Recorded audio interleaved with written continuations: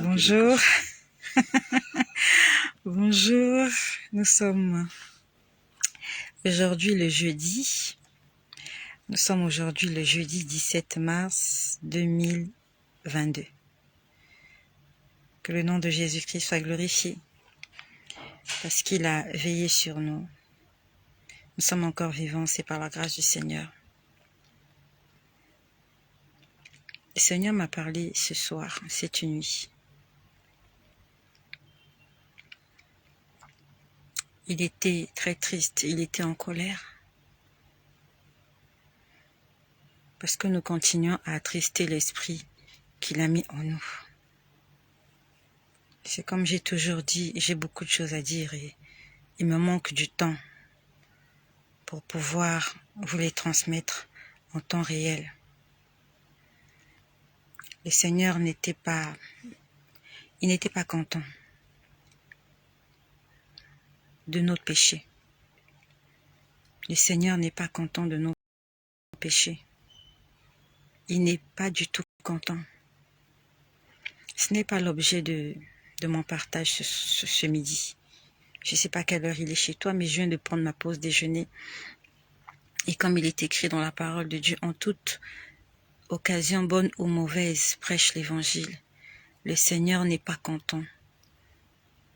Il n'est pas content quand nous péchons. Cette nuit, je pouvais l'entendre audiblement.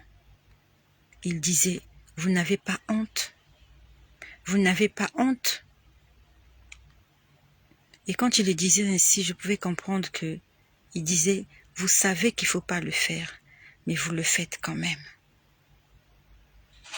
Bonsoir à Sylvia Assiac. Bonsoir, je crois que c'est une bien-aimée. Je ne sais pas, Sylvia c'est féminin. Bonjour, pardon, je dis bonsoir. Je ne sais pas quelle heure il est chez toi, mais bonjour à Sylvia Assiac. Le Seigneur a dit, n'avez-vous pas honte? Vous n'avez pas honte? Il parlait de tous les péchés que nous commettons. Mais bien-aimé, le Seigneur, Jésus-Christ est en train de nous interpeller. Et toi et moi, s'il nous plaît, nous avons été déjà trop avertis.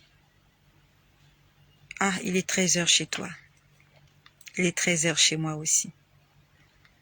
Bonjour à Cassandra Monard. Il est aussi 13h chez moi. Nous avons la même heure. Le Seigneur veut qu'on arrête de pécher. Bref, c'est un autre partage. Mais aujourd'hui, je vais vous dire en fait ce que j'aurais dû vous dire hier. Ce que je vous dis aujourd'hui, j'aurais dû vous le dire hier, mais hier, je n'ai pas eu le temps. Hier, quand j'ai terminé le service, j'avais un rendez-vous et je suis restée, j'ai terminé très tard. Et quand j'étais rentrée hier à la maison, j'étais très fatiguée. Je ne pouvais pas faire de vidéo hier, j'étais très fatiguée. Ah, tu es à Marseille, mais nous avons la même heure. Nous avons la même heure. Bonjour à Rufin Pacnelli. Soyez bénis. J'ai oublié de couper ma sonnerie. Désolée. Bonjour à Mansareke Keita. Bonjour. Par ce partage, bonjour à Marie-France Marotta. Ah, c'est une nouvelle sœur. Je crois que c'est la première fois que je te vois. Marie-France Marotta. Je crois que c'est la première fois. Sois bénie et bienvenue, Marie-France Marotta. Marie-Julienne Victorieuse. Ah, ma sœur, c'est vrai. La fin de ton programme, c'était hier. Ah, Marie-France Marotta, c'est depuis l'île Maurice. D'accord. Que le Seigneur bénisse l'île Maurice et tous les habitants de l'île Maurice. Gisèle Yeto, Bibiche Mutondo, Lou Guidi, Asina Ada, Emilienne Mbinda, Mélisse Conchita. Soyez bénis mes bien-aimés. Soyez bénis. Je suis désolée ma sœur Marie-Julienne. Ton jeûne s'arrêtait hier, c'est ça? Je suis désolée, j'étais très occupée, on n'a pas pu faire la prière hier ensemble. Mais j'espère que tu as pu faire la prière. en suivant les recommandations. J'espère que tu as pu faire la prière. Donc, je vais essayer d'être brève. Voilà, je vais aller assez vite.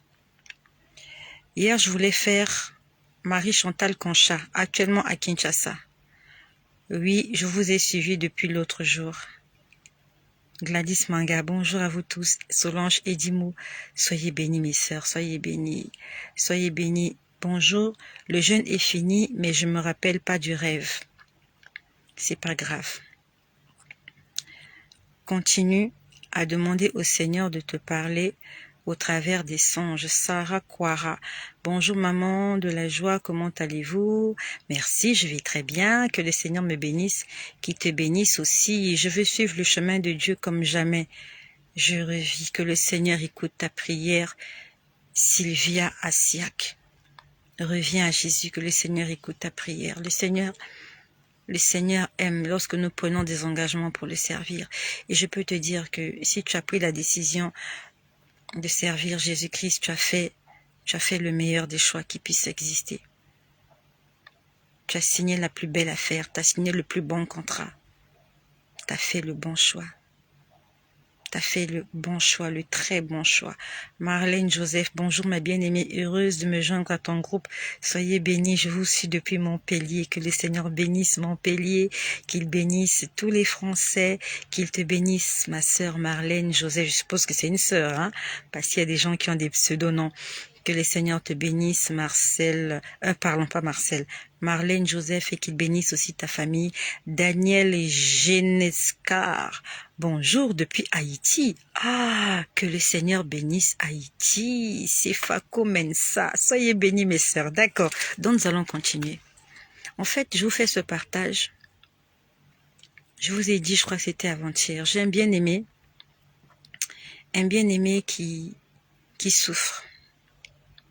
Il avait fait un AVC et depuis, sa situation va de mal en pire.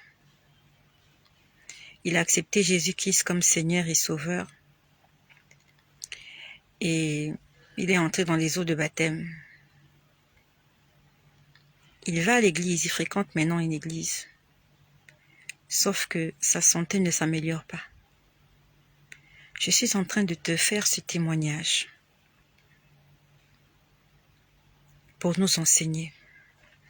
Et par la même occasion, je suis en train d'envoyer un message à ce bien-aimé et à toutes les personnes qui m'ont déjà contacté pour des cas de maladie ou quoi que ce soit. J'aimerais vous dire que Dieu seul sait combien je prie pour vous. Dieu seul sait combien je prie pour vous tous. Il est vrai que je ne sais pas réciter tous vos noms, vous êtes nombreux. Mais dans mes prières, je ne cesse de prier pour vous afin que Dieu se manifeste dans vos vies. Nous sommes tous venus au Seigneur parce que nous attendons quelque chose de lui. En dehors du salut, nous voulons être restaurés, nous voulons être délivrés, nous voulons être bénis. Pas seulement nous, mais aussi nos familles. Et le Seigneur dit, venez à moi, vous tous qui êtes fatigués, et je vous donnerai du repos. Quand on vient à Jésus, on vient aussi pour le repos. On vient pour le salut. Oui, on est sauvé.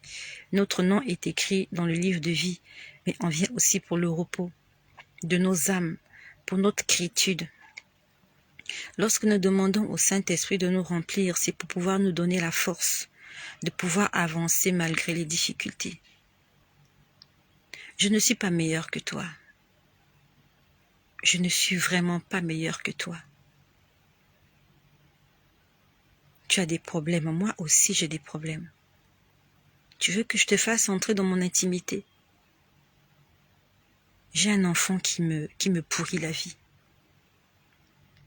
Cette nuit, je ne sais même pas là où cet enfant a passé la nuit. Tu me vois, tu crois que je n'ai pas de problème. Tu crois que je n'ai pas de problème, j'ai des problèmes. L'enfant n'a pas passé la nuit à la maison.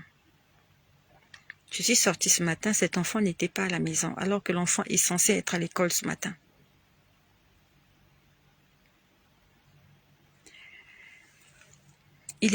L'enfant est passé derrière moi et il a volé de l'argent. J'avais laissé de l'argent sur la table. Il a volé de l'argent. C'est pour moi un souci, c'est pour moi un fardeau. Je suis une mère meurtrie.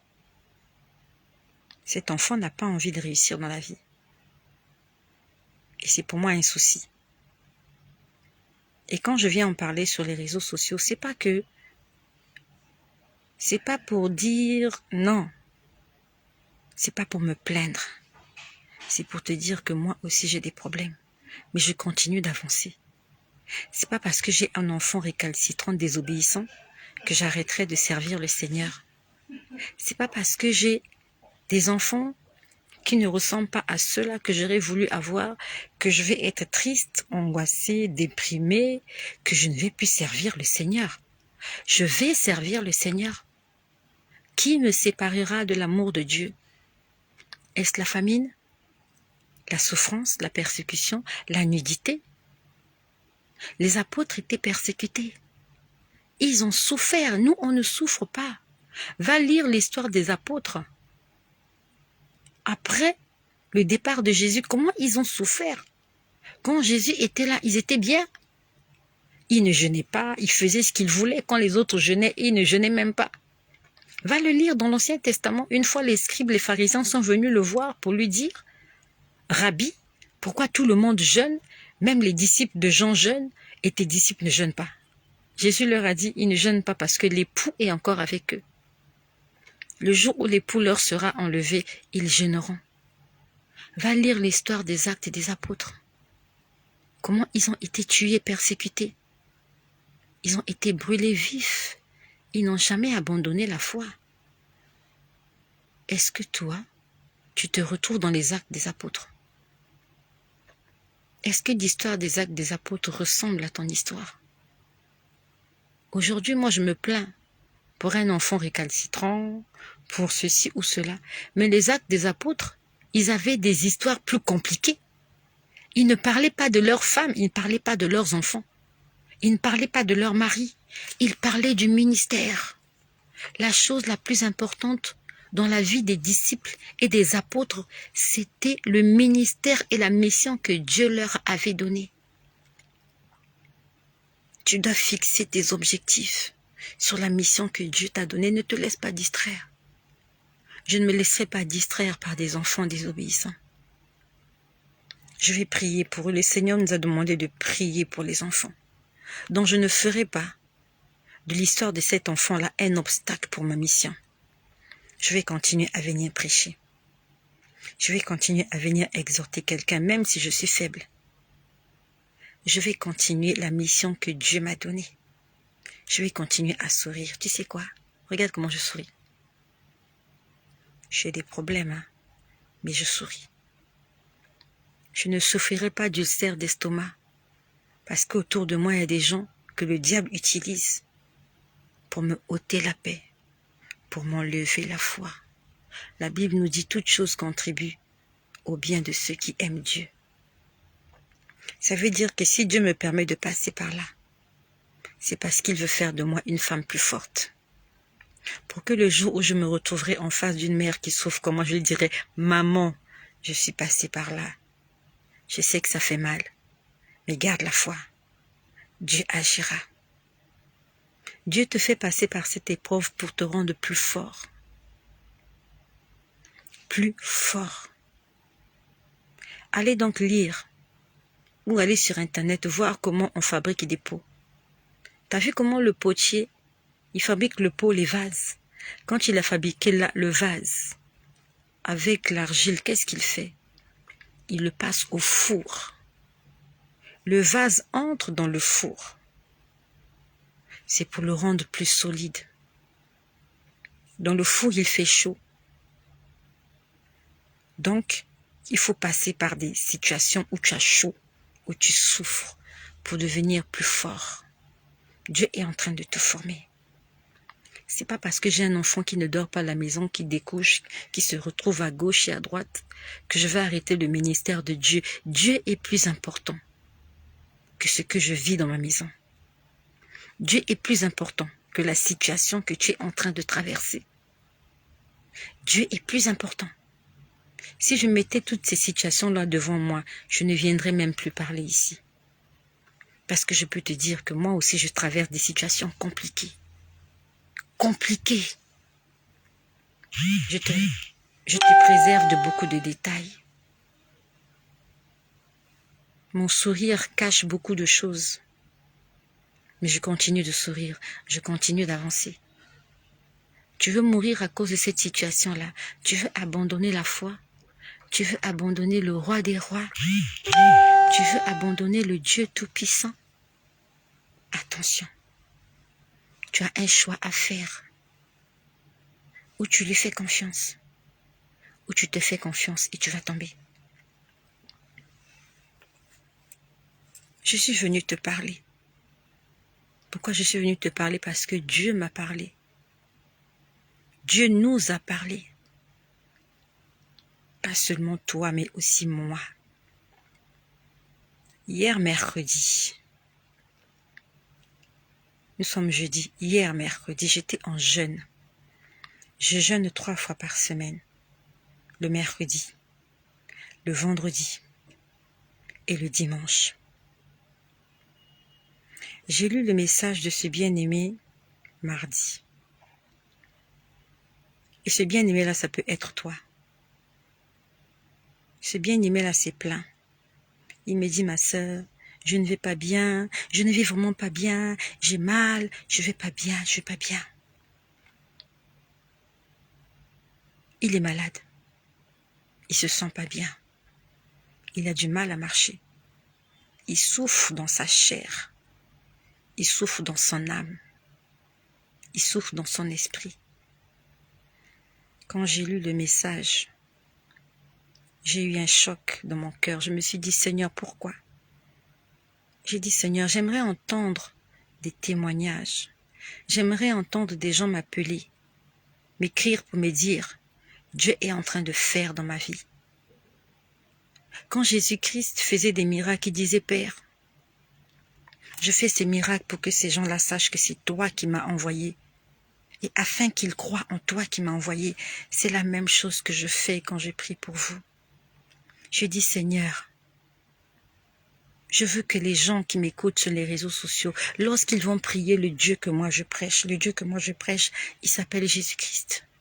Je dis, Seigneur, dans mes prières, je dis, Seigneur, toutes les personnes pour qui je prie, manifeste-toi dans leur vie, afin qu'ils croient en toi, afin qu'ils croient que c'est toi qui m'as envoyé. J'ai dit, Seigneur, qu'il se passe quelque chose, un changement dans leur vie, afin que dans leur calme, ils se disent, depuis que j'ai commencé à écouter la sœur Estelle, elle nous a donné des conseils. J'ai mis ça en application et ça marche. J'aimerais te dire, moi je ne vais plus à l'hôpital. Je fais confiance à Dieu à 100%.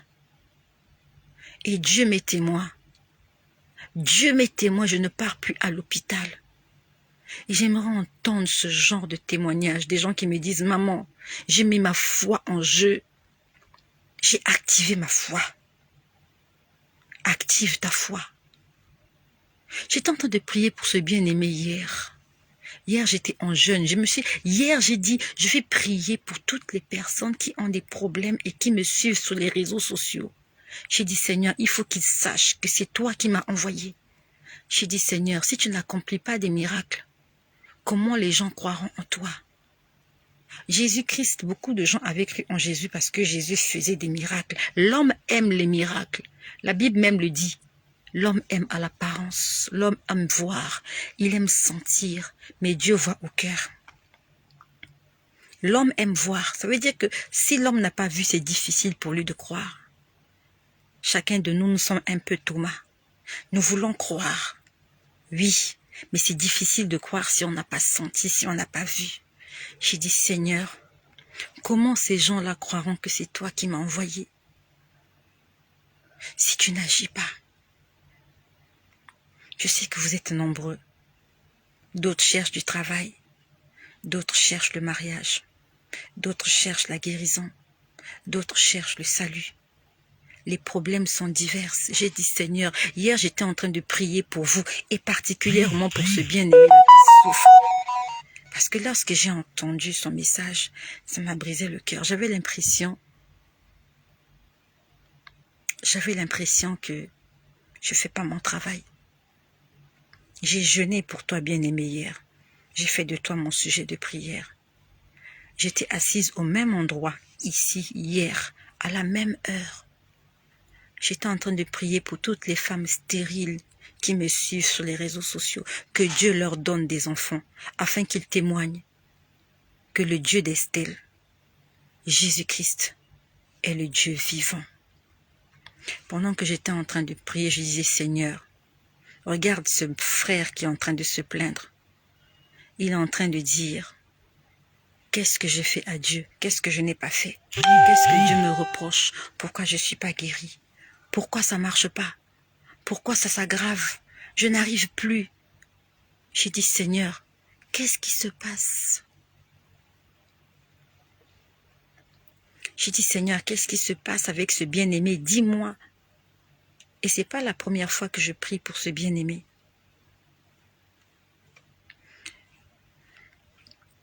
Ce n'est pas la première fois que je prie pour ce bien-aimé. Chaque fois que je prie pour lui, le Seigneur est en train de me dire, je suis en train de faire un travail dans sa vie. C'est Dieu qui m'a dit qu'il est en train de faire un travail dans sa vie. Et ça, je l'ai compris, je l'ai noté. Sauf que le frère est en train de souffrir.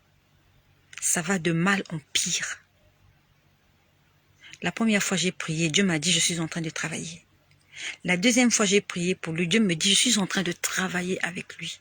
Hier encore, j'ai prié pour lui, j'ai dit, Seigneur, pourquoi tu n'agis pas? Je ne veux pas qu'il perde la foi. Je lui ai dit, je ne veux pas qu'il perde la foi. Parce qu'il se sent mal. Et beaucoup de gens ont perdu la foi. Parce que leur situation ne s'est pas arrangée. J'ai dit, Seigneur, je n'ai pas envie de perdre cette âme-là. C'est toi qui m'as donné ce frère. Et je sais que cette frère-là, cette personne-là, cette âme-là a de la valeur pour toi. J'ai dit, Seigneur, pour le salut de son âme, s'il te plaît, guéris-le. Guéris-le. J'ai entendu la première des choses. J'ai entendu, vous êtes du maïs. Tu m'entends là? J'ai prié pour les malades. Donc si tu es malade, ça te concerne. Je priais pour les femmes stériles. Si tu es stérile, ça te concerne. Je priais pour toutes les personnes qui sont en difficulté, qui m'écoutent. Et si tu es en difficulté, ça te concerne. Tu as eu des prophéties que Dieu va te faire du bien et jusque-là, tu n'as rien vu. Hier, j'ai entendu, vous êtes du maïs. Quand tu m'as dit, vous êtes du maïs, je me suis posé la question, mais ça signifie quoi? J'ai vu, on appelle ça un grain de maïs, c'est ça, un grain, voilà. J'ai vu le maïs, on m'a dit ceci. Le maïs, quand il est dans la terre, il a besoin d'eau pour pousser. Pour qu'il arrive à maturité, le maïs a besoin d'eau. Pourquoi Dieu a pris exemple le maïs, je n'en sais rien. Pourtant, il aurait pu prendre une tomate ou de la papaye ou de la banane, je n'en sais rien. Il m'a parlé du maïs. J'ai vu, comment on appelle ça? Honnêtement, le français est compliqué, hein. Voilà, j'ai vu, comment on appelle ça? Voilà, un maïs entier à côté. Et de ce maïs entier, on a enlevé une graine. On appelle graine de maïs, non? C'est une graine, non? Voilà, on a pris une graine de maïs, on a mis à côté. On m'a dit, ce maïs a besoin d'eau. Je ne comprenais pas. Alors j'ai entendu comme une intelligence. C'est comme si on me communiquait une intelligence.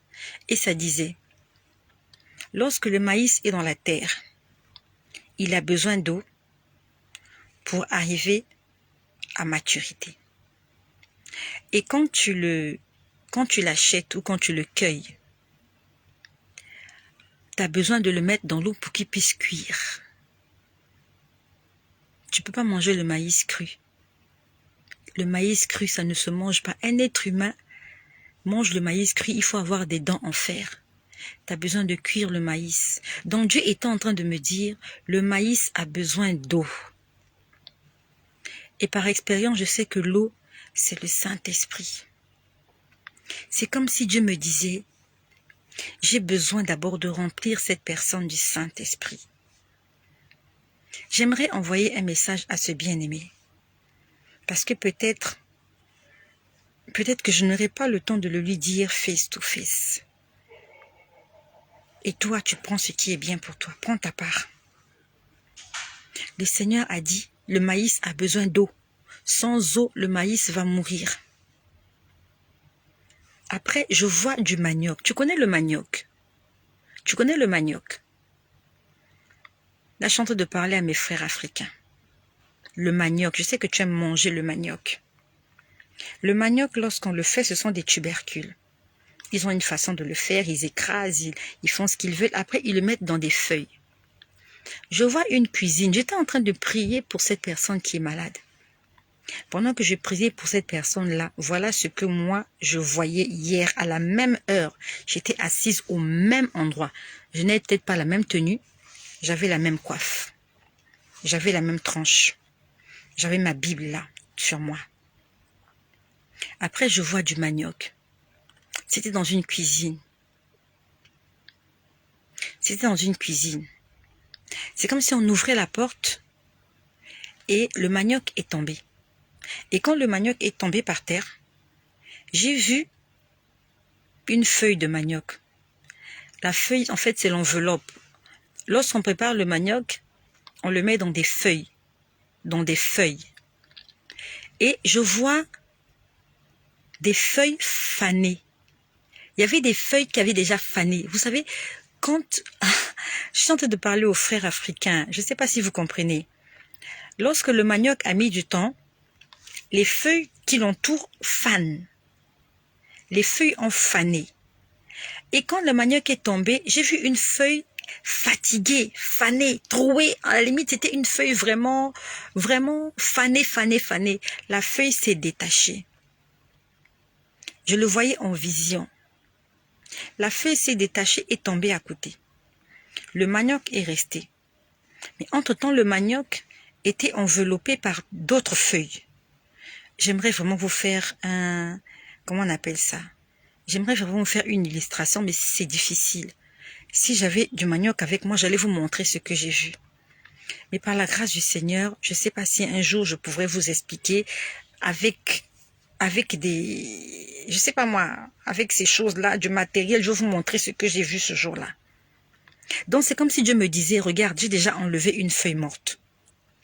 Mais le manioc était toujours là, enveloppé dans d'autres feuilles, beaucoup de feuilles. Et quand on ouvre les feuilles, je le voyais comme ça sous forme de vision. On ouvre les feuilles, je vois le manioc à l'intérieur, il était encore bon. Merci de comprendre, merci à mes sœurs du Cameroun. Voilà, mes sœurs qui mangent le bobolo. Le bobolo et le miondo. C'est ça, non? Mes frères et mes sœurs du Cameroun qui mangent le bobolo et le miondo. C'est comme ça qu'on appelle le manioc chez vous. Au Congo, c'est la chikwang. Voilà, il s'agit de la chikwang. Il s'agit du bobolo, il s'agit du manioc. Je ne sais pas comment on appelle ça dans d'autres pays, mais bon, bref. Donc, on ouvre les feuilles et je vois que le manioc, il est encore bon. En fait, Dieu est en train de me dire, ne te fie pas à ton extérieur. Merci de comprendre, Claire. Merci. Vraiment, j'essaye de vous expliquer ce que j'ai vu. En fait, Dieu est en train de me dire, c'est l'intérieur qui m'importe d'abord. Parce que je pouvais voir que, au-delà du fait que les feuilles de manioc étaient abîmées, le manioc en lui-même, qui était mangeable, il était encore bon. J'ai vu ça, je continuais de prier. En fait, je comprenais ce que le Seigneur voulait me dire. Qu'il y a un travail intérieur à faire dans la vie de cette personne et dans la vie de plusieurs personnes. Je continuais à prier, je disais, Seigneur, il y a des sœurs qui sont là, qui ont besoin d'enfants. Il y a des gens qui m'ont écrit. Ils ont envie de mettre au monde. Ce sont des couples stériles. Je vais taire leur nom. Il y a des sœurs qui sont là, même des frères qui m'ont écrit, qui m'ont dit, j'ai pas d'enfant avec ma femme, prie pour moi. J'étais en train de prier pour vous hier. Donc quand je priais pour ce bien-aimé qui a des problèmes de santé, Je priais aussi pour vous qui attendez des enfants dans vos familles, dans vos maisons, dans vos foyers. Je continue de prier. Après, j'ai entendu une voix audible. Une voix audible m'a dit, « Je ne suis pas un trompeur. Écoute-moi bien. Écoute-moi bien, je ne viendrai pas vous dire des choses pour vous chatouiller les oreilles, pour que vous puissiez m'aimer. Maudit serai-je lorsque je viendrai vous dire des choses qui viennent de mon cœur. Je ne viens pas ici en mon nom. Je viens ici au nom de l'Éternel des armées. Comme avait dit David, je ne viens pas en mon nom. Je ne te combattrai pas en mon nom, mais je te combattrai au nom de l'Éternel. Je suis en train de parler au nom de l'Éternel des armées. Je ne parle pas en mon nom. Moi, je m'appelle Estelle. Je ne suis qu'un être humain. Je suis comme toi. Tu as faim, moi aussi souvent j'ai faim. Tu as soif, moi aussi souvent j'ai soif. Tu te sens souvent mal, moi aussi souvent je me sens mal. Tu as souvent mal au ventre, moi aussi souvent j'ai mal au ventre. Souvent tu es fatigué, tu as sommeil, moi aussi ça m'arrive. Mais il y a un qui ne sommeille ni ne dort. Il n'a pas besoin de travailler pour être en vie et en bonne santé. Il n'a pas besoin que tu l'aimes. Il n'a pas besoin que tu crois en lui pour qu'il soit Dieu. Lui, il est Dieu. Moi, je ne suis pas Dieu. Je suis juste son envoyé. Je viens juste répéter ce qu'il me demande de répéter. Ne crois pas en moi. Ne m'aime pas. Crois en celui qui m'a envoyé. Aime celui qui m'a envoyé. Moi, Estelle, je ne peux rien faire pour toi. Tu es souvent constipée. Moi aussi, je suis souvent constipée. Dieu n'est jamais constipé. Et c'est à lui qu'il faut s'accrocher. Ne t'accroche pas à quelqu'un qui, de temps en temps, est constipé comme toi. La Bible nous dit, l'homme ne donne que ce qu'il a. Si tu viens vers moi, je te donnerai ma constipation. Je te donnerai mes problèmes. Va auprès de celui qui n'a pas de problème. Va auprès de celui qui peut résoudre tes problèmes. Il s'appelle Jésus-Christ, il est disponible pour t'écouter. Il m'a dit ceci hier. Je ne suis pas un trompeur. Est-ce que tu m'entends bien? Moi, j'ai prié pour toi au nom de Jésus. Et Jésus m'a dit qu'il va te guérir. Hier, j'insistais. J'ai entendu une voix qui m'a dit, je ne suis pas un trompeur. Je ne suis pas un menteur. C'était quelque chose de ferme. C'était pour me dire, pour qui me prenez-vous? Je vous ai dit que je suis en train de travailler. Je vous ai dit que je vais faire. Je vous ai non seulement dit, je vous ai montré que je vais faire. Pourquoi vous ne croyez pas?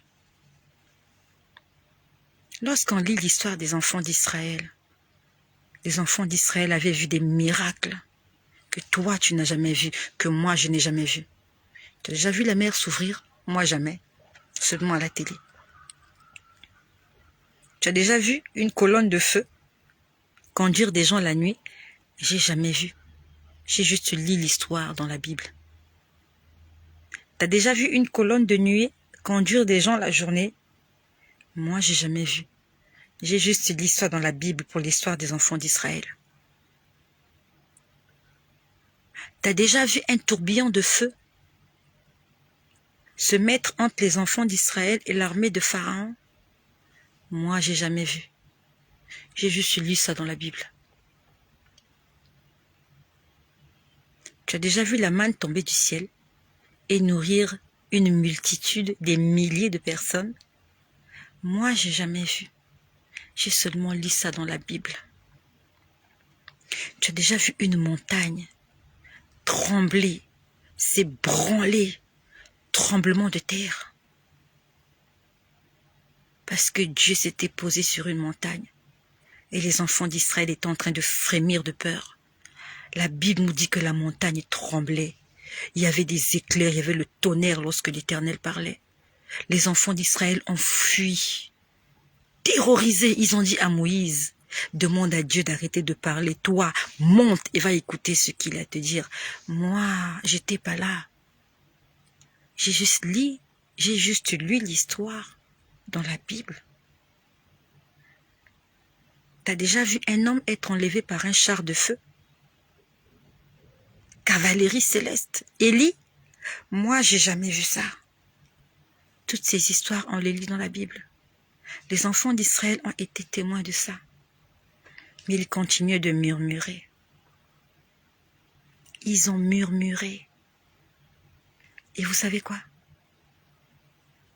De tout ce qui était sorti en Égypte, il n'y a que 2 qui sont entrés à Canaan. Même Moïse n'est pas entré. Attention aux murmures. Tu sais c'est quoi les murmures? Tu veux que je te lise la définition des murmures? Les murmures, ce sont les plaintes. Non seulement tu te plains dans le secret, mais tu te plains en public.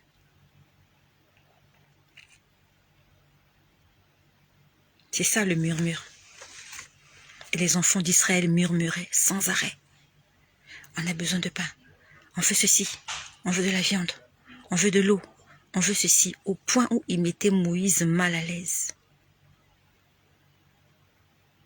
Alors que c'était facile d'aller voir Moïse et de dire à Moïse, dis à l'Éternel que nous avons besoin d'eau. De prier le Seigneur, dis, Seigneur, nous avons besoin de viande. Au lieu de murmurer. Murmurer, c'est, il nous a sortis d'Égypte.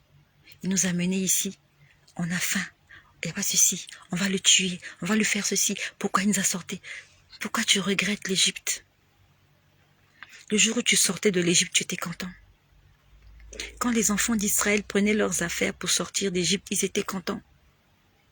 Mais quand ils se retrouvent dans le désert, ils sont en train de penser à l'Égypte. Mon frère, tu as fait un songe. Tu as fait un songe, mon frère, tu me l'as expliqué. Je vais te donner la signification de ton songe. Je voulais te le dire, je n'ai pas eu l'occasion de te le dire. Je vais te donner la signification de ton songe. Je vais te répéter ton songe et je vais te donner la signification. Je sais que toi qui m'écoutes, ça ne te regarde pas forcément, mais prends ce qui est bon pour toi. Tu es arrivé, mon frère, que tu étais avec des gens dans un club de marcheurs. Vous avez fini de faire votre cérémonie. Vous vous êtes trouvé dans un quartier. Dans ce quartier, tu te trouves en face, je ne sais pas si c'était un lac ou une rivière. Tu dis que tu as vu la première personne passer, elle est entrée, elle est tombée dans l'eau. Et s'est noyée. La deuxième personne est entrée, tombée dans l'eau, s'est noyée. Et toi, tu as pris peur.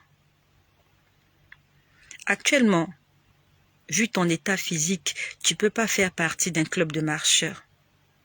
Parce que tu n'as pas toutes tes facultés.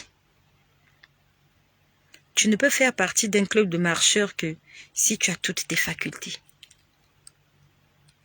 Dieu est en train de te dire que si maintenant il te donne toutes tes facultés, tu vas repartir te réjouir avec ton club de marcheurs, avec ceux avec qui vous faisiez la fête, et que tu vas te retrouver en face de cette rivière ou de ce lac, et que tu vas te noyer. Tu t'es retrouvé dans le club des marcheurs parce que tu pouvais marcher. Si tu ne pouvais pas marcher, tu ne pouvais pas te retrouver avec ces gens-là dans cet endroit en train de faire la fête. Et c'était une fête païenne où Dieu n'est pas glorifié. Le Seigneur veut d'abord faire un travail dans ta vie. La Bible nous dit dans le psaume 37, verset 5, « Recommande ton sort à l'Éternel. Mets en lui ta confiance et il agira. » Il y a 2 choses. Recommande ton sort à l'Éternel, pas aux hommes. L'homme ne peut rien faire pour toi. Même ton pasteur, quand tu iras le voir, première chose, il va prier pour toi. Deuxième des choses, si tu es fauché, il te donne de l'argent, il va t'aider un moment. Il ne peut pas t'aider tout le temps. Parce qu'il a beaucoup de choses à faire, il a beaucoup de gens à gérer. Le pasteur ne peut pas veiller sur toi 24 heures sur 24, c'est pas possible. Il a plusieurs âmes à surveiller. Le pasteur ne peut pas prier pour toi tous les jours. Parce qu'il y a des jours où il va oublier ton nom. Il va prier pour quelqu'un d'autre. Un pasteur qui a 1000 personnes à gérer, il prie pour vous de façon globale. Mais Dieu, il traite ton problème personnellement. Ne t'appuie pas sur un homme. Psaume 37, verset 5. Recommande à l'Éternel ton sort. 1. Recommander, ça veut dire, Seigneur, regarde comment je souffre. Seigneur, regarde comment je souffre. 2. Mets en lui ta confiance. Et il agira. Si tu ne fais pas confiance en Dieu, Dieu n'agira pas. Dans le livre de Hébreux, il est écrit, sans la foi, il est impossible de lui être agréable. Sans la foi c'est quoi? La ferme assurance des choses qu'on espère. Qu'est-ce que tu espères? Tu espères la guérison, alors crois en ça fermement. Ferme, ça veut dire tu es inébranlable. Même si ça va mal, tu dis ça va bien. Tu es ferme. Même si les choses ne vont pas comme tu veux, ta foi est ferme. Tu dis je crois. Même si je ne vois pas, je crois. La foi est une ferme assurance des choses qu'on espère et une démonstration de celles qu'on ne voit pas. Tu démontres quelque chose que tu ne vois pas. Ça veut dire que tu es malade, tu souffres, mais tu dis aux gens, oh mais je vais très bien. Jésus-Christ m'a guéri. C'est ça la foi. Tu démontres ce que tu ne vois pas. Mais quand tu te plains, tu démontres ce que tu vois. La plainte n'est que la démonstration de quelque chose qu'on voit et qu'on vit et qu'on sent. C'est pas la foi. J'ai un enfant qui est récalcitrant. Mais aujourd'hui, chaque fois quand je viens, je déclare que mes enfants vont servir le Seigneur. Et ils vont tous servir le Seigneur sans exception. Pourtant, ce n'est pas le cas. Actuellement, ils ne servent pas Dieu. Mais la foi que j'ai en moi, je crois que demain, ça va s'arranger. Même s'ils sont un peu perturbés. En fait, le diable les utilise pour me déstabiliser. Mais je ne vais pas m'abandonner. Je ne vais pas me laisser entraîner par ça. Je vais continuer de prier, de lire ma Bible, de jeûner, de prêcher, d'obéir à Dieu. Et je laisse Dieu faire le reste. Matthieu chapitre 6, verset 33. Cherchez premièrement le royaume de Dieu. Fais ce que Dieu aime et il s'occupera du reste. On aime réciter ces versets, mais on ne les met pas en application. Sans la foi, il est impossible de lui être agréable. Ça veut dire que si tu ne crois pas que Dieu fera, quand Dieu te voit, tu n'es pas agréable aux yeux de Dieu. Parce que tu n'as pas la foi, tu doutes, tu murmures, non seulement dans ta chambre, mais aussi dans la rue. C'est comme si tu disais à Dieu, tu es incapable de faire. Dieu m'a dit hier, je ne suis pas un trompeur, je ne suis pas menteur. Je ne sais pas sous quel temps il a dit, mais c'était quelque chose comme pour dire, qu'est-ce que vous voulez dire que moi je n'agis pas? Non mais mon ami, tu n'es pas encore mort. Jésus a ressuscité Lazare. Toi, tu n'es pas encore mort, tu es vivant. Lazare était mort.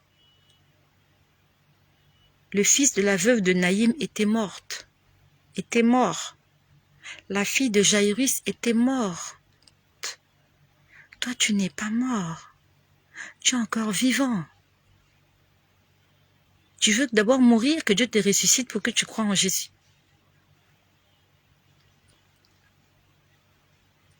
Et la foi. La foi, c'est la démonstration des choses qu'on ne voit pas. Même si tu souffres dans ton cœur, dans ton âme et dans ton esprit, quand les gens viennent te voir, tu leur dis, je vais bien par la grâce de Dieu. Pourquoi tu vas bien? Parce que Dieu est vivant et tu n'es pas encore mort. Regarde donc autour de toi. Est-ce que Dieu n'agit pas? Même si tu n'es pas encore guéri, tes enfants sont vivants. Tes petits-enfants sont vivants. Peut-être ta femme est vivante, ton mari est encore vivant. Et peut-être que toi-même tu es encore vivante. Et tu dis que Dieu n'agit pas. Il y a des gens qui sont morts. Des gens qui sont passés par là et qui ont laissé leur vie. Tu veux dire que Dieu n'agit pas? Dieu n'agit pas, tu es sûr? Regarde-toi donc. Il y a des gens qui sont aveugles ce matin. Toi, tu peux encore me voir, tu peux te mirer dans la glace. Il y a des gens qui sont sourds, ils n'entendent rien. Ils voient quelqu'un bouger la bouche, ils ne savent pas ce que la personne dit à la télé. Il y a des gens qui sont muets. Il aimerait te dire quelque chose, je veux boire de l'eau, il dit... Toi, tu peux parler, tu peux écouter, tu peux voir, tu peux utiliser tes doigts, même si tes pieds sont infirmes.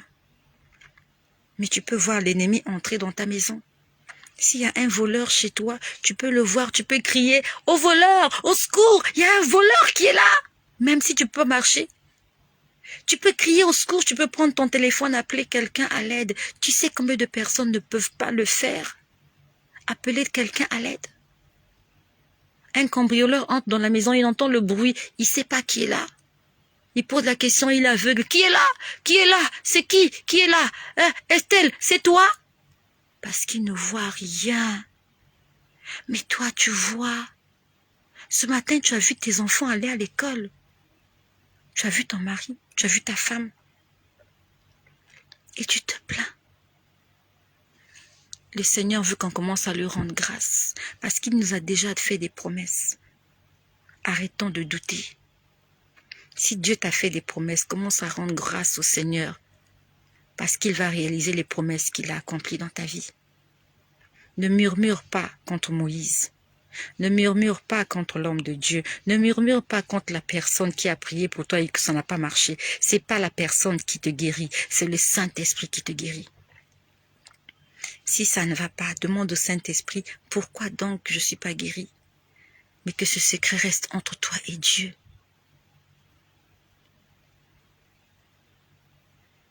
Dieu m'a dit hier, est-ce que je suis un trompeur? Il a commencé par trompeur. C'est quoi un trompeur? On va aller chercher la définition de trompeur dans le dictionnaire. Moi, j'ai pas écrit le Larousse.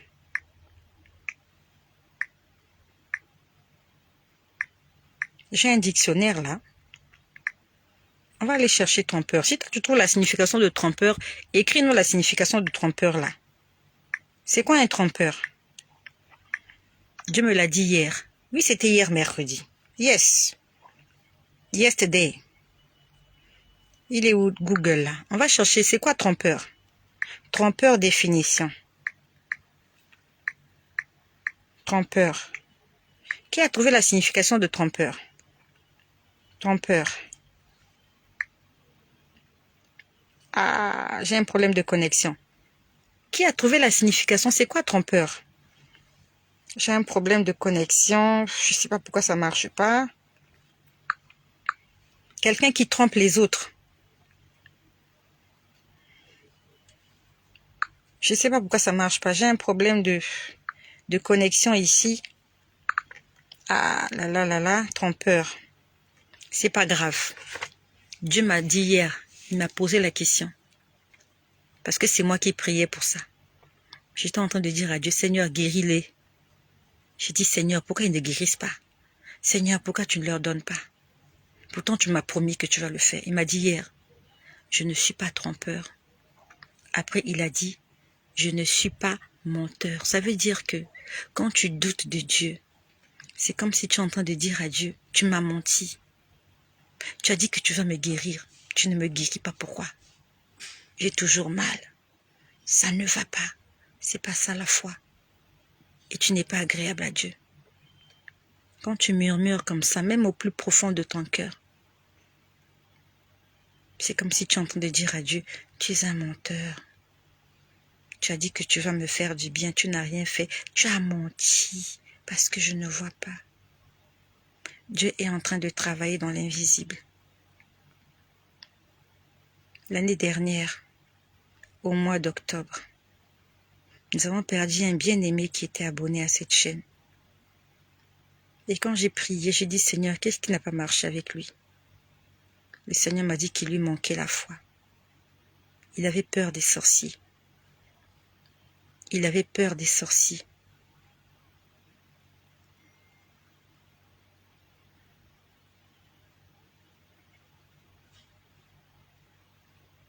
Alors la signification que vous donnez là, trompeur, personne qui induit en erreur. Voilà, je préfère ça. Un trompeur, quelqu'un... Donc c'est comme si Dieu te disait... Comment je peux dire ça? Un trompeur, quelqu'un qui induit en erreur. C'est comme si tu disais à Dieu, tu es en train de m'amener sur un chemin qui est faux. Qui dissimule. Bon, dissimule, ça veut dire cacher. Mais vraiment, il a dit hier, hein, tu comprends la signification de ça, tu comprends. Il a dit hier, je ne suis pas trompeur. Après, il a ajouté, je ne suis pas menteur. C'est comme s'il y a une différence entre trompeur et menteur. Et Dieu a pris les deux. Et Dieu seul sait combien ce que je dis, c'est la vérité. Et quand j'ai entendu ça hier, j'ai commencé à lui rendre grâce. J'ai dit, Seigneur, merci pour le travail que tu es en train de faire dans la vie de toutes les personnes qui m'écoutent. J'aimerais qu'à partir d'aujourd'hui, tu as prié. Et si Dieu t'a promis qu'il va faire, commence à lui rendre gloire. Commence à lui rendre grâce. Commence à lui rendre grâce. Dis-lui, Seigneur, tu sais pourquoi je passe par là. Surtout si tu es convaincu que c'est Dieu qui te fait passer par là. Il y a une chose où c'est le diable qui te fait passer par là et il faut que tu puisses combattre pour que ce problème puisse passer. Ou c'est Dieu qui te fait passer par là parce qu'il a quelque chose à faire dans ta vie. Les enfants d'Israël sont restés 40 ans dans le désert. C'est pas le diable qui voulait qu'ils restent là. C'est Dieu qui voulait qu'ils restent là parce qu'il avait un travail à faire avec ce peuple. Il voulait que ce peuple apprenne à le respecter et à lui faire confiance. Autant tu vas murmurer, plus longtemps tu resteras dans ta situation.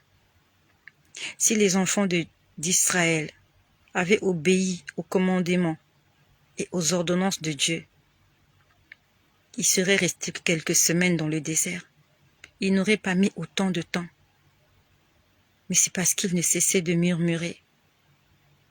Ils ont murmuré encore, encore et encore. À telle enseigne que tous ceux qui avaient murmuré étaient restés dans le désert. Plus tu vas murmurer, plus longtemps ta situation va perdurer. Tu as un choix à faire. Psaume 37, verset 5. Recommande ton sort à l'Éternel et mets en lui ta confiance. Fais-lui confiance aveuglement, même quand ça ne va pas. Moi, il y a des choses qui ne vont pas bien dans ma vie. Ça ne va pas, mais je lui fais confiance. Parce que je sais les songes que j'ai faits. Je connais les visions qu'il m'a montrées. Je sais que moi et ma maison, nous servirons l'Éternel. Ce n'est pas que des paroles. J'y crois. Même si les enfants sont pervertis, je déclare et je crois. Ça ne sert à rien de déclarer. Ça ne sert à rien de déclarer et de ne pas croire. Si tu déclares, tu ne crois pas, tu es en train de te moquer de toi-même. Parce que c'est toi qui es dans le besoin. Dieu n'a pas besoin de prier, c'est toi et moi qui avons besoin de prier parce que nous voulons voir le changement dans nos vies. C'est comme si tu chassais les démons. Au nom de Jésus, esprit impur, sors. Après, tu poses la question à l'esprit impur. Est-ce que tu vas sortir? Est-ce que ce que j'ai dit là, tu vas sortir? Tu ne crois pas. Quand tu chasses le démon, tu lui demandes de sortir. Tu ne discutes pas. Même s'il s'agite, tu lui dis, je sais que tu vas sortir. Tu vas sortir. Ça, c'est la foi. Même si le démon s'agite, même si... Toi, tu as déjà dit. Et tu attends que la parole s'accomplisse. C'est ça la foi.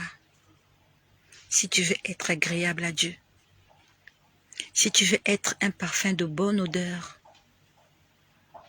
fais-lui confiance. Pas moi. À supposer que je meure ce soir.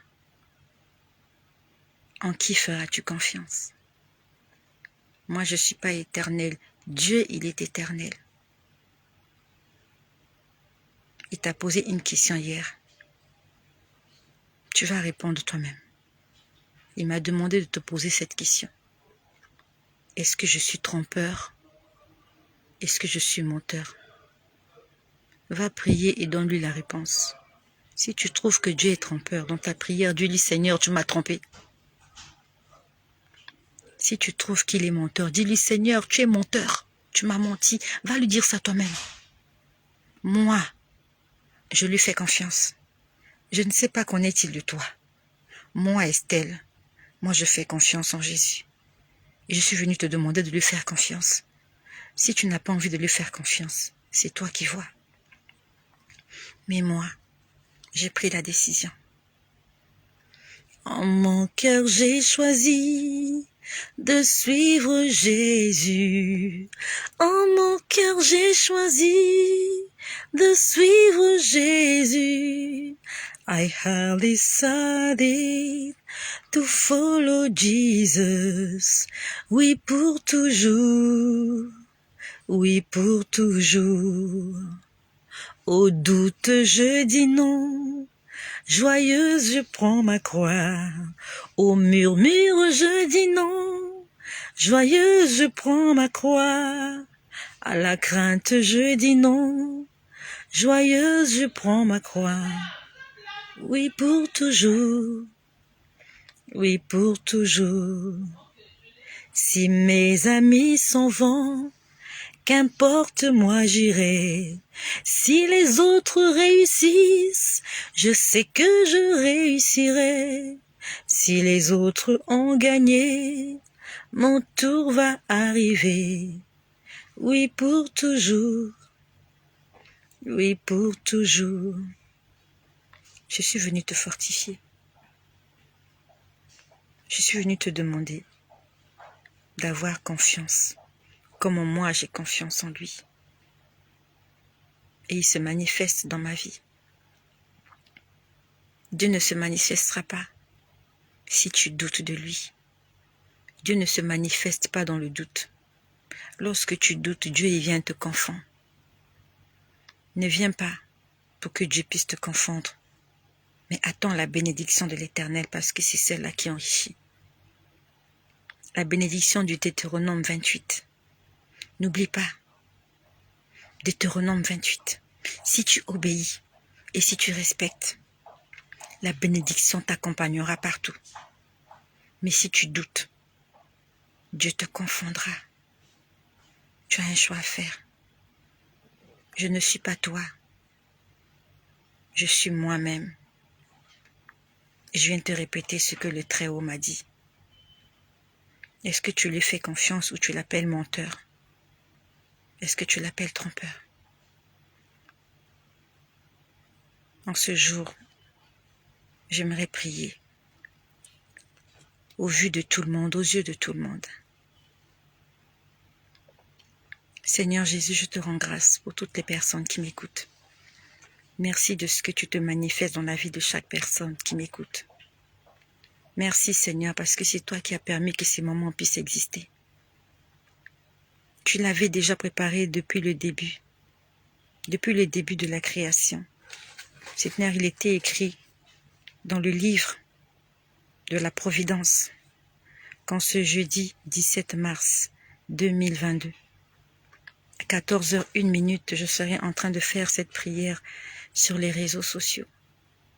Seigneur, je te prie pour toutes les personnes qui sont là, afin que tu puisses les sauver, les bénir, les fortifier, les restaurer, les délivrer. Seigneur Jésus, tu m'as dit hier que tu n'es pas un menteur. Et je crois, Seigneur, tu n'es pas un menteur, tu es la vérité. Tu m'as dit hier que tu n'es pas un trompeur. Je sais que tu n'es pas un trompeur, que tu es le chemin et que tu es la porte qui conduit à la vie éternelle. Je sais que les promesses que tu m'as faites, elles vont se réaliser. Tu m'as montré des femmes avoir des enfants, des femmes stériles, déclarées stériles par la science, avoir des enfants. Je sais que ma sœur qui est là, tu vas lui donner des enfants. Je sais que mon frère qui est là, tu vas lui donner des enfants. Je sais que ceux qui sont malades seront guéris, seront délivrés. Je sais que nos enfants ne mourront pas. Ils vivront et ils raconteront les œuvres de l'Éternel.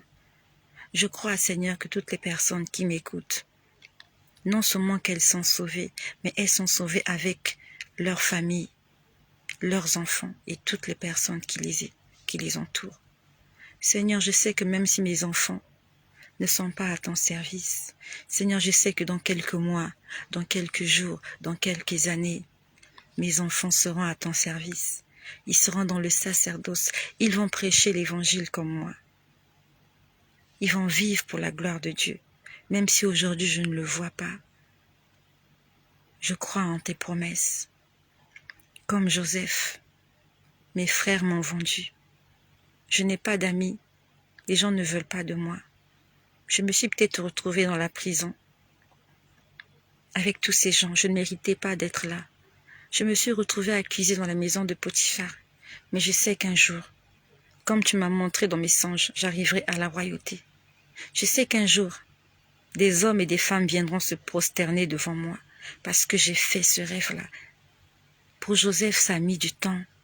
C'était pas automatiquement. Dieu fait chaque chose en son temps et il fait toutes choses par rapport à ce qu'il a décidé.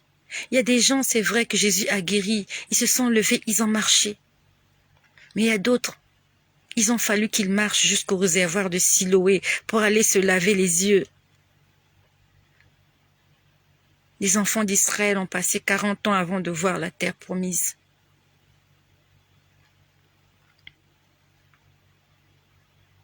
Est-ce que ça fait 40 ans que tu vis dans ce problème-là?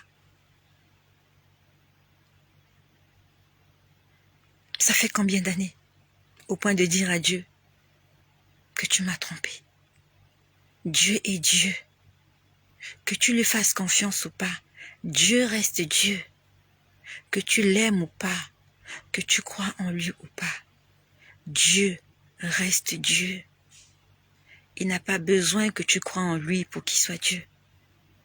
Il n'a pas besoin que tu lui fasses confiance pour être Dieu. Dieu est Dieu, mon ami. Il fait ce qui lui plaît. Pour terminer, j'aimerais te dire que les souffrances de ce siècle ne pourront être comparées à la gloire à venir. Il y a une gloire qui va arriver. Si tu te figes sur le présent, tu vas passer à côté de ta cible. Si tu te figes sur ce que tu es en train de voir, de sentir, ou de ne pas voir ou de ne pas sentir, tu passeras à côté. À côté. À côté. Fixe les regards sur l'éternité. Pense à la vie éternelle. Ce corps est passager. Ce corps n'est pas éternel. La douleur que tu ressens, elle n'est pas éternelle. Elle va finir. C'est ce qu'il a dit. Si tu veux croire à cela, amen. Si tu ne veux pas croire à cela, je prie que le Saint-Esprit te touche afin que tu crois que Dieu ne ment pas. Voilà ce que j'avais à te dire, mon bien-aimé et ma bien-aimée. Fais confiance en Dieu, malgré les difficultés. Tu n'es pas en prison comme Paul et Silas. Tu n'es pas en train de te faire lapider comme Étienne. Dieu t'a rendu libre. Dis-lui merci pour cette liberté. Ne sois pas ingrat. Dis déjà merci pour les choses qu'il t'a données. Parce qu'il y a des gens qui aimeraient avoir ce que tu as déjà. Toi, tu veux plus. Il y a des gens qui aimeraient avoir le minimum de ce que Dieu t'a déjà donné. Seigneur, je te rends grâce pour ces enfants désobéissants que j'ai. Ça te fait rire. Dieu aime ce genre de prière. Parce que les enfants désobéissants que tu m'as donnés, Seigneur, ils sont en train de m'apprendre à être une mère patiente. J'ai appris à être patiente. Dieu est en train de m'apprendre la maîtrise de soi. Avant, j'étais une mère impulsive. J'explosais. Aujourd'hui, je peux regarder et dire juste, Seigneur, je te fais confiance.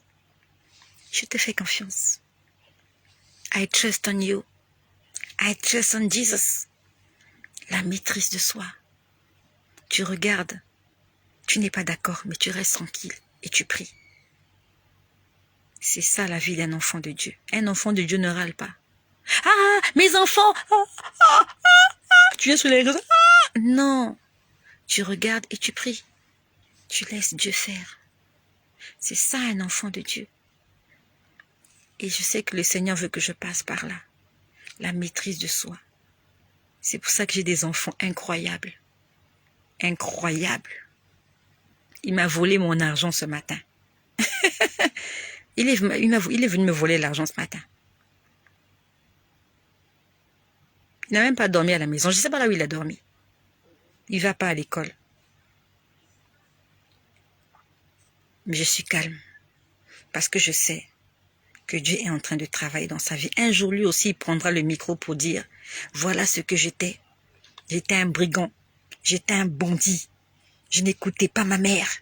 Un jour, il va témoigner pour que des petits garçons, des jeunes filles qui se comportent comme lui sachent qu'il y a un Dieu tout-puissant. Il y a de l'espoir, mon ami. Mes enfants ne mourront pas, même s'ils traînent dans les rues. Ils ne mourront pas, même si le diable essaye. Même si le diable essaye. Même s'ils sont un peu perturbés, ils reviendront à la maison. Je le crois fermement. Tant qu'ils ne meurent pas, c'est tout ce que je veux, qu'ils ne meurent pas.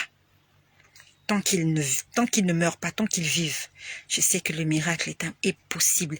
Et j'aimerais te dire que toi aussi, tant que tu vis, le miracle est possible tant que tu vis. C'est possible, ton cœur bat toujours. Tu peux vivre le miracle.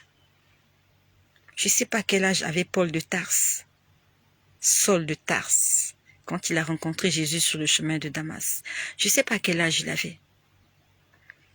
Mais Saul, qui était devenu Paul, était le plus grand prédicateur qui n'ait jamais existé.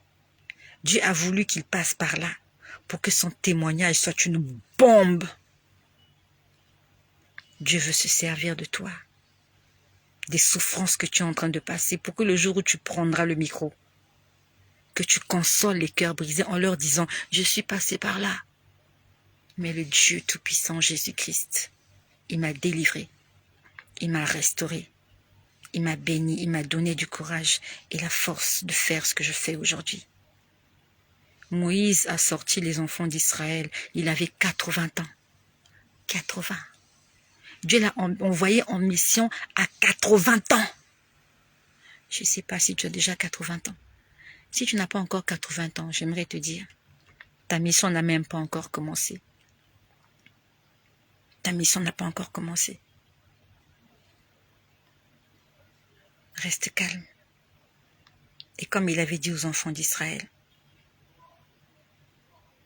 restez calme et attendez le secours de l'Éternel.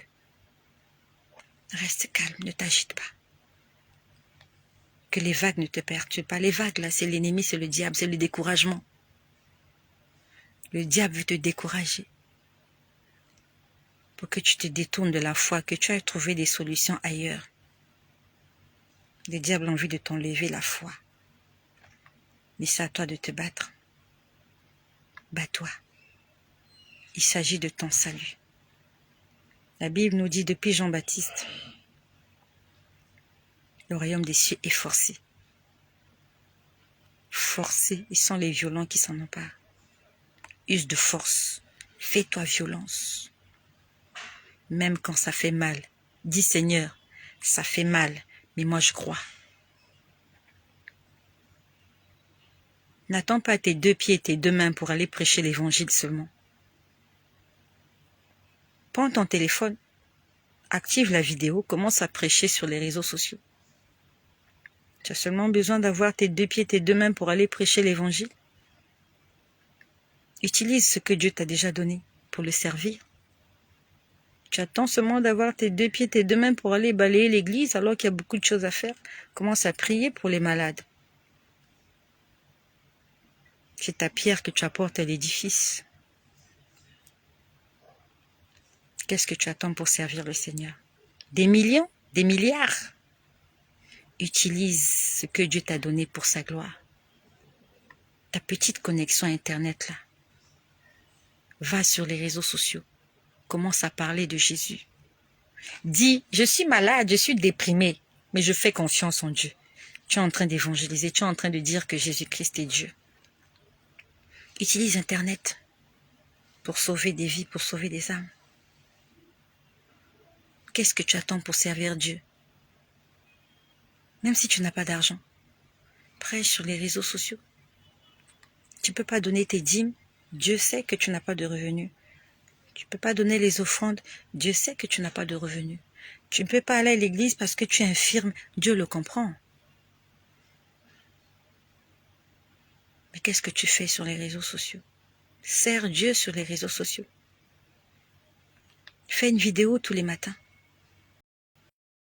Dis merci au Seigneur. Tu es déjà allé sur TikTok. Tu as vu les bêtises qu'il y a sur TikTok. Quelqu'un vient sur TikTok, il se met à manger. Il mange juste. Et les gens aiment. Les gens like. Les gens partagent, ils font des commentaires en voyant quelqu'un manger. Sur TikTok, quelqu'un vient là. Il se met à sautiller. Il saute seulement. Il saute et après il chante une chanson qu'il chantait contre l'État à la maternelle. Les gens aiment. Les gens like. Les gens font des commentaires. Si pour des bêtises comme ça, les gens aiment, toi et moi, on ne va pas faire des bêtises sur TikTok. Prêchons l'évangile sur TikTok. Va ouvrir un compte sur TikTok. Poste des vidéos. Si tu n'as rien à dire, tu ouvres TikTok. Tu lis un passage de la Bible. Tu fermes. Tu dis aujourd'hui, je rends grâce. L'Éternel est mon berger, je ne manquerai de rien. Il me fait reposer dans des verts pâturages. Il me dirige près des eaux paisibles. Il restaure mon âme. Il me conduit dans les sentiers de la justice à cause de son nom. Quand je marche dans la vallée de l'ombre de la mort, je ne crains aucun mal car tu es avec moi. Que les gens like ou pas, toi tu as déjà fait.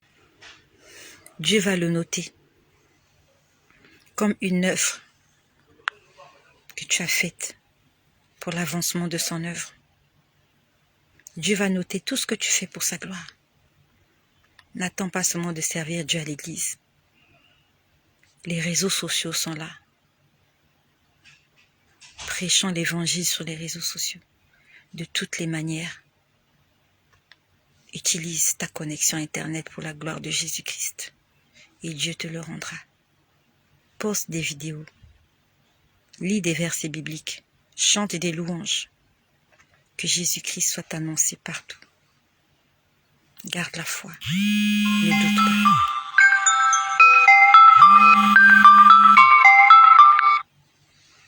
Merci d'avoir été présent. J'ai beaucoup parlé aujourd'hui. Mais je rends grâce au Seigneur parce que j'ai terminé. J'allais vous le dire hier. Mais hier, je n'avais pas eu le temps. À toi de choisir. Est-ce qu'il t'a trompé? Est-ce qu'il t'a menti? Soyez bénis. Soyez richement bénis. Merci de partager ça à quelqu'un qui doit attendre, qui doit entendre ces choses-là. Quelqu'un doit l'entendre.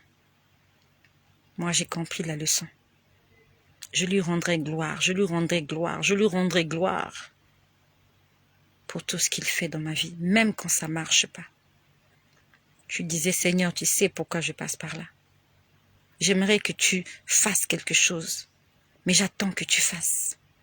Mon cœur attend le secours de Dieu. Lorsque je prie, mon cœur attend. Combien nous sommes ici, tu es là en Afrique, ton fiancé était parti en Europe, il t'a dit, attends-moi, je reviendrai. Tu n'y as à croire, ça fait 5 ans, 10 ans, 20 ans qu'il est parti. Vous correspondez par Internet, par je sais pas quoi. Tu fais confiance. Tu attends ton fiancé. Il y a quelqu'un à qui tu as donné ton CV, il t'a dit je vais t'embaucher, mais tu lui fais confiance, tu attends.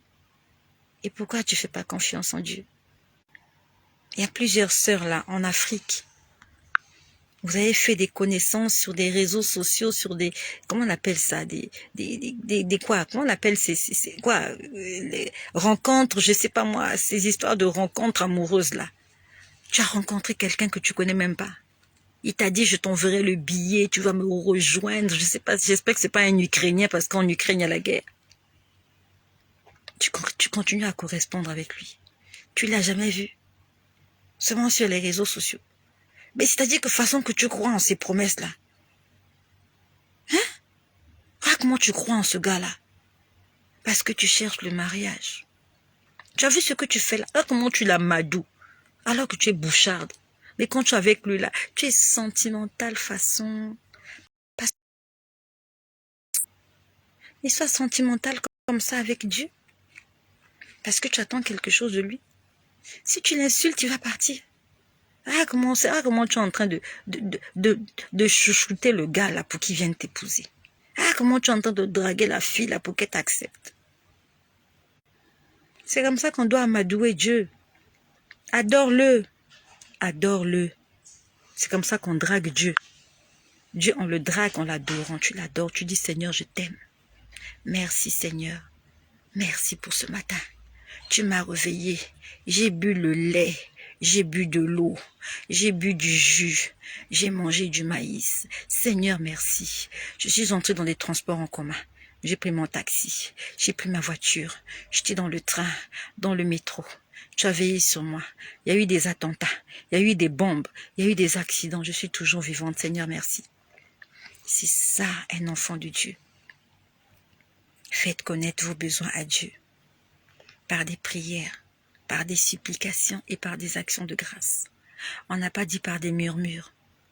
On n'a pas dit par des plaintes. On n'a pas dit par des pleurs. On a dit par des prières, par des supplications, par des actions de grâce. Tu dis, Seigneur, je t'en supplie, guéris-moi. Après, tu dis, Seigneur, merci parce que tu vas me guérir. C'est ça l'action de grâce. Tu dis merci parce que tu as déjà cru que tu as reçu. Soyez bénis. Dieu n'est pas menteur. Dieu ne ment jamais. C'est quel problème qu'il ne peut pas arranger. Dieu n'échoue jamais.